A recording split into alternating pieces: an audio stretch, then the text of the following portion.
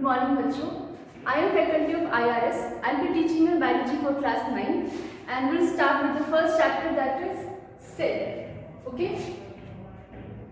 As name suggests, the name of chapter is the fundamental unit of life. Fundamental मतलब आधार, जीवन का आधार. जीवन का आधार जो है वो है एक सेल. सेल से छोटा कोई ऐसा एंटिटी पॉसिबल नहीं है जो अपना इंडिपेंडेंट एग्जिस्टेंस शो करे, जिसे हम जीवित बोल सके कि ये जीवित है, वो अपनी लाइफ प्रोसेसेस कर सके. ऐसा कोई सेल से छोटा एंटिटी हमारे पास नहीं है. Cell is the smallest unit of life. Okay, हम इस चैप्टर में पढ़ेंगे क्या क्या. बेसिकली हम पढ़ेंगे डिस्कवरी. सबसे पहले सेल की खोज कब की गई और किसने की, डिस्कवरी. आफ्टर दैट हम पढ़ेंगे पार्ट्स ऑफ सेल. सेल में क्या क्या होता है, सेल का क्या कैरेक्टरिस्टिक है, सेल में कौन कौन से कंपोनेंट पाए जाते हैं. Okay, parts of cell. Parts of cell में हम सेल अगर है तो सेल कवर होगा, तो हम इसमें पढ़ेंगे cell wall, plasma membrane,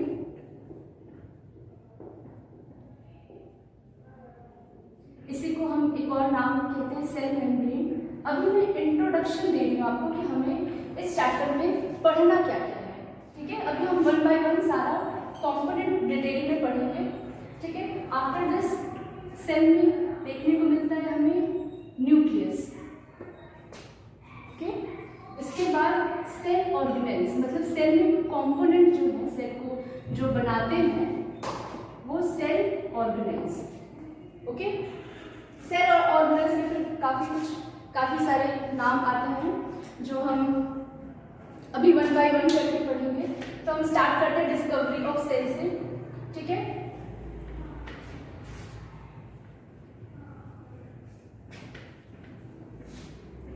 okay. सबसे पहले फर्स्ट टाइम 1665 की बात है. रॉबर्ट हुक नाम के एक साइंटिस्ट थे. इन 1665 रॉबर्ट हुक ने एक माइक्रोस्कोप बनाया था.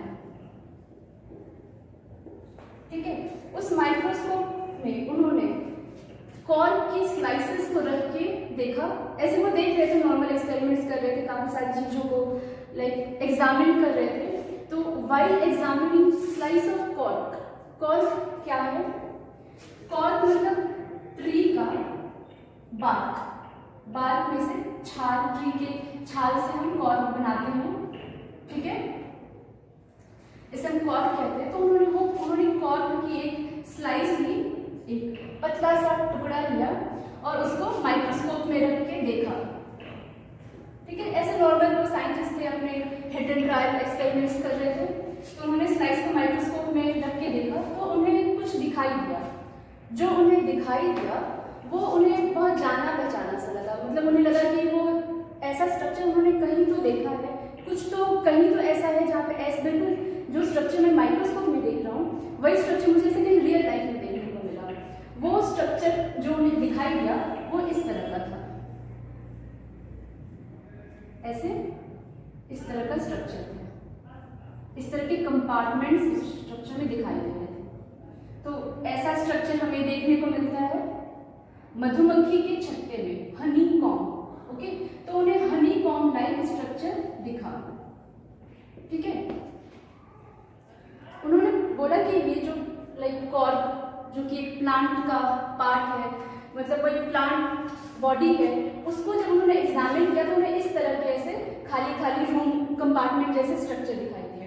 उन्होंने इस स्ट्रक्चर को एक नाम दिया. इस compartment like room like structure को उन्होंने नाम दिया सेल. ठीक है, देन ओके, रॉबर्ट हुक ने 1665 में सेल को डिस्कवर किया. और ये जो सेल थे ना, ये डेड सेल थे. डेड. ओके, डेड मतलब इसमें लाइफ नहीं थी. उन्होंने बस ये सेल के कंपार्टमेंट देखे, इसके अंदर क्या चीजें प्रेजेंट है ये उन्होंने नहीं देखा. ओके, आफ्टर दिस ठीक है, हम लोगों ने लाइक रॉबर्ट हुक ने का डिस्कवरी किया। इसके बाद हमें कुछ साइंटिस्ट के नाम जिनका बहुत इंपॉर्टेंट कंट्रीब्यूशन रहा है इन सारे प्रोसेसेस में, उनके हम एटलीस्ट नाम तो देख लेंगे कि उनका क्या नाम है, उन्होंने क्या कंट्रीब्यूशन दिया। देखो, साइंटिस्ट का नाम याद करना इसलिए बहुत ज़्यादा जरूरी होता है क्योंकि वो अपना काम करके उन्होंने एक स्टेप तक अपना काम खत्म किया, ठीक है। अब जो नेक्स्ट साइंटिस्ट आएंगे वो वहाँ से अपना काम करना स्टार्ट करेंगे, तो उन्हें बिगिनिंग से काम नहीं करना पड़ेगा। इसलिए जो भी साइंटिस्ट ने शुरू से जो भी उन्होंने काम किया होता है, हम उनके सारे कॉन्ट्रीब्यूशंस को, उन्होंने क्या काम किया था, भले वो काम बाद में ये कह दिया कि ये गलत है, ऐसा एग्जिस्ट नहीं करता है, लेकिन हम उन्हें याद जरूर करते हैं क्योंकि उन्होंने एक गलत मेथड बताया तो एक नए साइंटिस्ट ने उसी बेसिस में एक नया मेथड ढूंढा, तो ये सबका कंट्रीब्यूशन बेकार नहीं होता है। भले वो एग्जिस्ट नहीं करता हो या अब उससे बहुत ज़्यादा एडवांसमेंट आ गई हो, तो एडवांसमेंट आए इसके लिए कुछ बेसिस होना भी तो जरूरी है ना, कि जहाँ से स्टार्ट हुआ ये सारी चीज़ें, लाइक सेल की चीज़ें स्टार्ट कहाँ से हुई, रॉबर्ट हुक ने ये एक्सीडेंटल ऑब्जर्वेशन से स्टार्ट किया। तो इनका कंट्रीब्यूशन हम हमेशा याद रखेंगे। सेल की जब भी शुरुआत होती है, साइटोलॉजी, इसको पूरे प्रोसेस को साइटोलॉजी कहते हैं, साइटोलॉजी जब भी स्टार्ट होती है सबसे पहले रॉबर्ट हुक का नाम आता है, ठीक है। और ये हिस्ट्री में पहली बार था जब किसी ने ये बोला कि कोई भी लिविंग ऑर्गेनिज्म जो हम देख रहे हैं वो अपने आप में होल नहीं है, कंप्लीट नहीं है, उसको हम डिसइंटीग्रेट ग्रेड करके एक छोटी यूनिट हमें मिल सकती है, उस यूनिट का नाम है cell. All living organism whether plant and animal, it is all made up of what, cell. Cell is the basic unit, इसीलिए तो नाम है ना फंडामेंटल यूनिट ऑफ लाइफ, मतलब लाइफ की, जीवन की एक बहुत छोटी इकाई, एक फंडामेंटल आधार जो जीवन को एक शेप दिए हुए है, ठीक है, एक फंडामेंटल एक बेसिस दिया हुआ है। किसने दिया है? सेल ने दिया, ठीक है।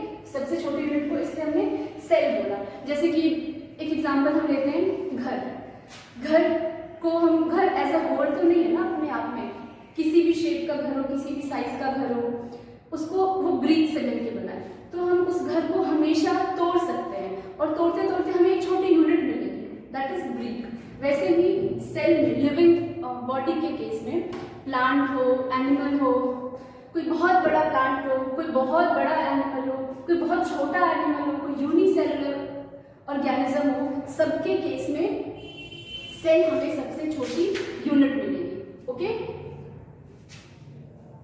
देखो, इसके बाद इन्होंने, रॉबर्ट हुक ने तो डेड सेल खोजा था, इसके बाद एक और साइंटिस्ट आए, उन्होंने सबसे पहले एक जीवित सेल को खोजा। इनका नाम था ल्यूवेनहोइक। इन्होंने पॉन्ड वाटर में, तालाब का पानी लिया, उसमें उसको माइक्रोस्कोप से रखा।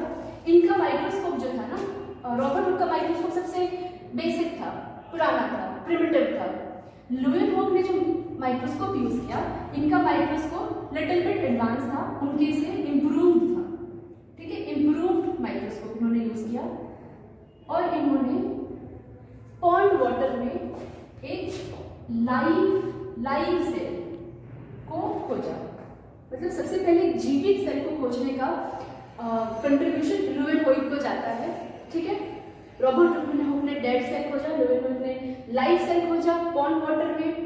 इसके बाद हम एक और साइंटिस्ट का नाम बहुत सम्मान से लेंगे, इनका नाम है रॉबर्ट ब्राउन। इन्होंने सबसे पहले सेल के अंदर न्यूक्लियस की खोज की। Robert Brown discovered nucleus in cell, okay. After this हम दो और साइंटिस्ट हैं बहुत prominent, two more prominent biologist, ठीक है। इनका नाम है स्लीडन एंड स्वॉन, ठीक है। वेरी प्रोमिनेंट, वेरी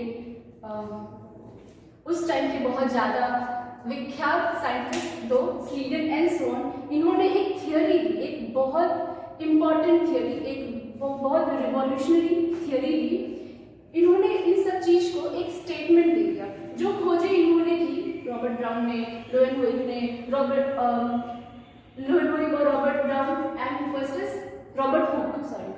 तो इन्होंने उन सबको मिला के एक स्टेटमेंट बना दिया। इन्होंने बोला, इनका स्टेटमेंट आप लोग प्लीज याद रखें, एग्जाम्स में आते हैं कि क्या सेल थियोरी, ये जो स्टेटमेंट है इसको हम कहते हैं सेल थियोरी। ओके, इस स्टेटमेंट का नाम है सेल थियोरी। इस स्टेटमेंट में इन्होंने बोला कि all living organism, whether it's plant or animal, all living organism are composed of what? Composed of cell। इन्होंने बोला कि जितना भी लिविंग ऑर्गेनिज्म हम अपने आसपास देख रहे हैं, चाहे वो प्लांट हो, चाहे वो एनिमल हो, चाहे वो यूकेलिप्टस का प्लांट हो, चाहे वो बहुत छोटा सा प्लांट हो, कोई मिंट का प्लांट हो, चाहे वो एलिफेंट हो, शार्क हो, रैट हो, हाउस फ्लाई हो, कुछ भी हो, वो सब किस चीज से बने हैं? सेल से बने हैं। ठीक है, सब में बिल्डिंग ब्लॉक क्या है? सेल। ठीक है, इन्होंने ये तो बता दिया कि cell is the basic unit of life, cell is the building block of life, और we can call cell is the fundamental unit of life. But फिर लोगों ने पूछा कि ठीक है, सेल कोई भी लिविंग ऑर्गेनिज्म सेल से बनी है, तो नया सेल कैसे बनता है, मतलब न्यू सेल कैसे एग्जिस्टेंस में आता है? तो इसका जवाब दिया एक दूसरे साइंटिस्ट जिनका नाम है रूडोल्फ विर्को। रूडोल्फ विर्को।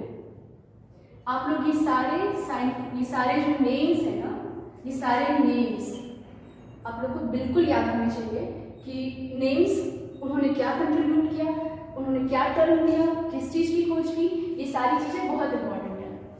इसके बाद से ये जो थियोरी थी ना, स्वीडन एंड स्वान की सेल थियोरी थी, रूडोल्फ विर्को, इन्होंने इसी थियोरी को आगे एक्सपेंड किया। He expanded cell theory. He expanded what? Cell theory. Okay, इन्होंने बोला कि ठीक है, जो हम जो भी लिविंग ऑर्गेनिज्म देखते हैं वो सब सेल से बना है, और नया सेल दुनिया में कैसे आएगा? नया सेल उन्होंने बोला कि कोई भी नया cell, all new cells arise from pre-existing cell.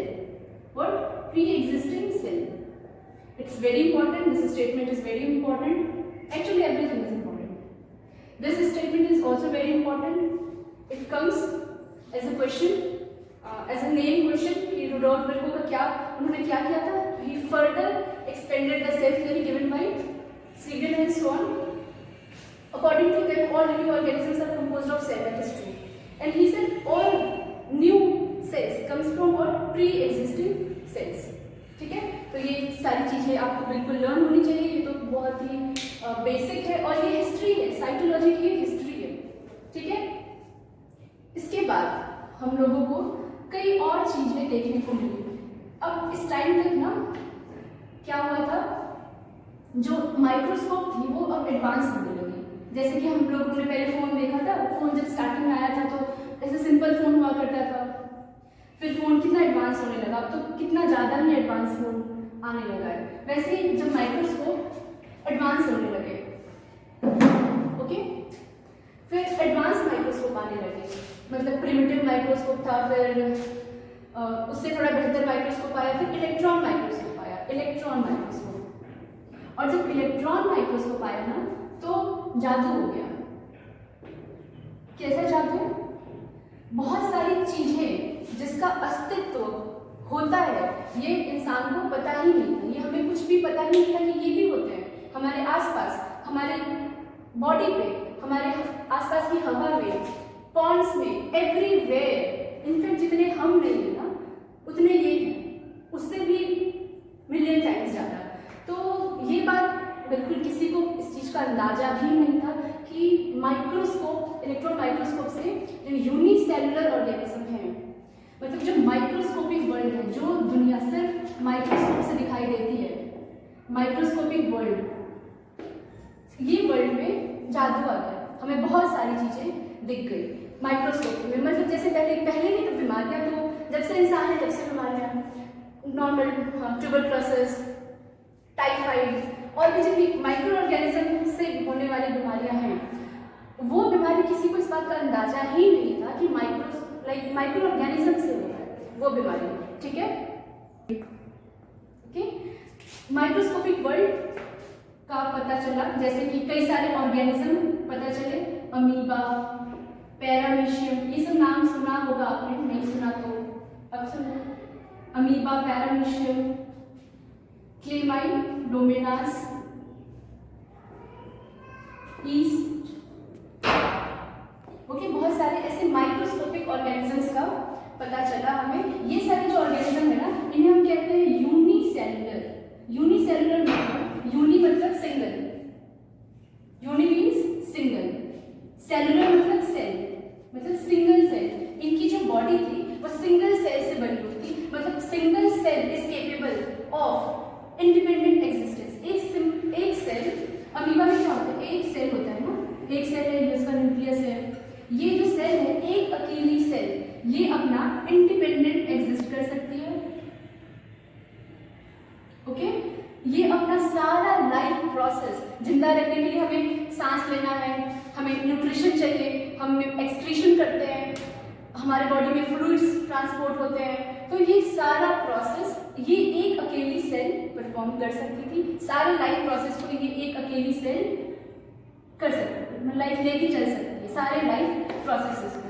ऐसे ऑर्गेनिजम्स को हम यूनिसेलुलर ऑर्गेनिजम्स कहते हैं। और मल्टी सेलुलर ऑर्गेनिजम्स जो हमारे आसपास है, यही देखो मल्टी सेलुलर कैसे बने, पहले यूनिसेलुलर थे, उसके बाद से मल्टी सेलुलर, यही सारे सेल ऐसे से अक्यूमुलेट हो गए।